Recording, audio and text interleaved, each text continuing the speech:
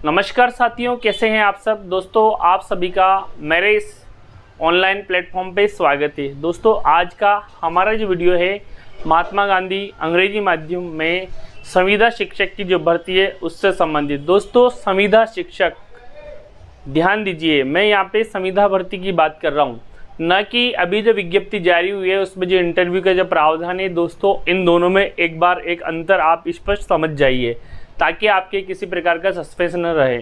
क्योंकि दोस्तों आपके कमेंट्स आते हैं कि सर ये जो अभी भर्ती निकली है परमानेंट निकली है या क्या है। तो दोस्तों अभी जो 2 दिन पहले जो नोटिफिकेशन आया है कल ही, तो दोस्तों उसमें जो राजस्थान सरकार के जितने भी राजकीय कर्मचारी हैं या जो जितने भी शिक्षक हैं, टीचर्स, एलिमेंट्री हो चाहे माध्यमिक हो, उन शिक्षकों को इंटरव्यू लेकर अंग्रेजी माध्यम के विद्यालयों में विभिन्न पदों पर चयन करने की प्रक्रिया शुरू की गई है। उसके लिए इंटरव्यू का प्रावधान किया गया है और उसमें दोस्तों लिखित 30 नंबर का प्लस इंटरव्यू 30 नंबर का, दोनों मिला के 60 नंबर के होंगे। अब दोस्तों ये तो रही बात गवर्नमेंट टीचर्स जो इसमें अप्लाई कर सकते हैं। आपकी जो भर्ती है दोस्तों वो है संविदा पर आधारित, यानी कि आपका जो उसका कैडर सिस्टम अलग है और इसका कैडर सिस्टम अलग है। अब आपके दिमाग में प्रश्न आता है कि सर उनको भर्ती कर लेंगे तो फिर हमें कहाँ करेंगे। तो दोस्तों वो विभिन्न पदों पर जाएंगे, चाहे प्रिंसिपल का पद हो, लेक्चरर का पद हो, सेकंड ग्रेड का पद हो या L1 का पद हो, L2 का पद हो या UDC हो, LDC हो, लाइब्रेरी हो या सहायक कर्मचारी, जो भी जितने भी पद हैं उन सारे पदों को, क्योंकि दोस्तों आपके पद से ही पूरा विद्यालय नहीं चलेगा। क्योंकि दोस्तों एक स्कूल के अंदर जो 11th-12th चलेगी जहां महात्मा गांधी में, वहां पे 23 पद स्वीकृत है। और दोस्तों आपकी जो भर्ती है उसमें क्या है, L1 प्लस L2 की पोस्ट क्रिएट है।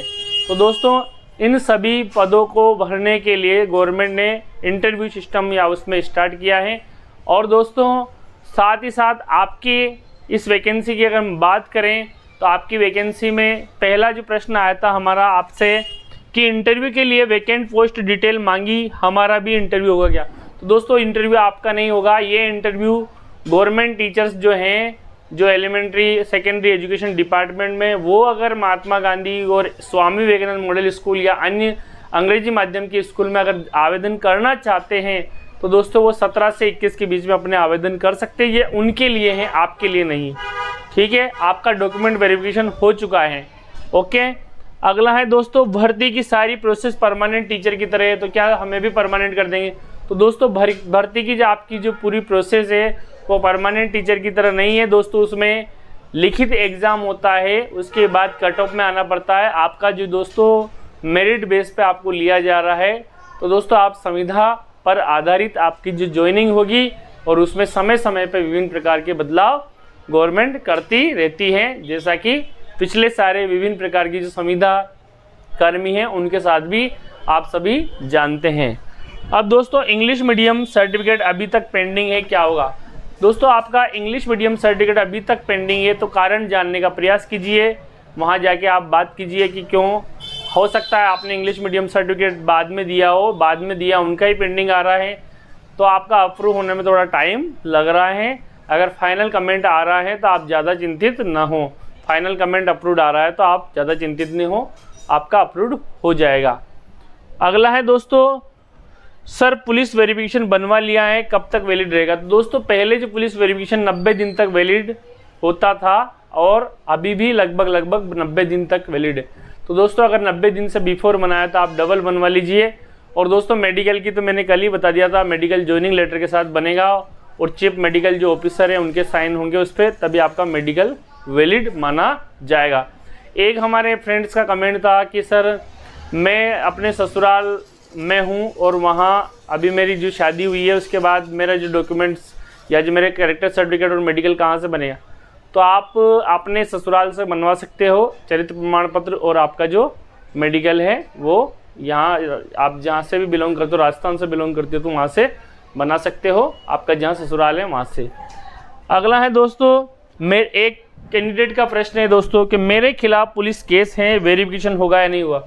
तो ध्यान दीजिए, जिनके भी खिलाफ किसी प्रकार का मुकदमा दर्ज है और जो धाराएं लगी हुई हैं, तो दोस्तों अगर आपका जो केस चल रहा है तो दोस्तों ऑनलाइन आजकल सारा सिस्टम है, तो आपकी जो भी धाराएं लगी है वो पुलिस वेरिफिकेशन में बाकायदा नीचे रेड पेन से लिखी हुई आएगी कि आपके ऊपर इन धाराओं के ऊपर केस दर्ज है।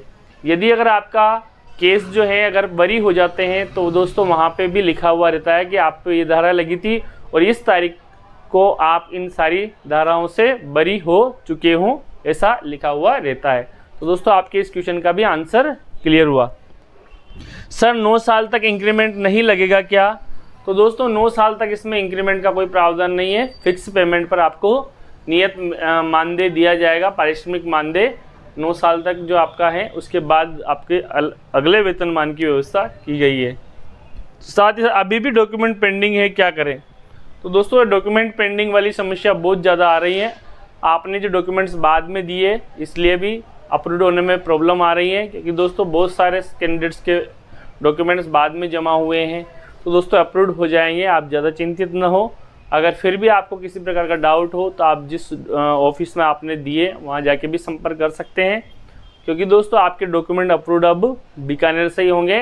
तो दोस्तों आपके महत्वपूर्ण सवालों के जवाब देने के लिए मैं हाजिर हुआ था। अगर अभी भी चैनल पे बने हैं तो लाइक कर दीजिए, और पहले अगर नए हैं तो सब्सक्राइब कर लीजिए और शेयर कर दीजिए अपने अन्य दोस्तों तक। जय हिंद दोस्तों।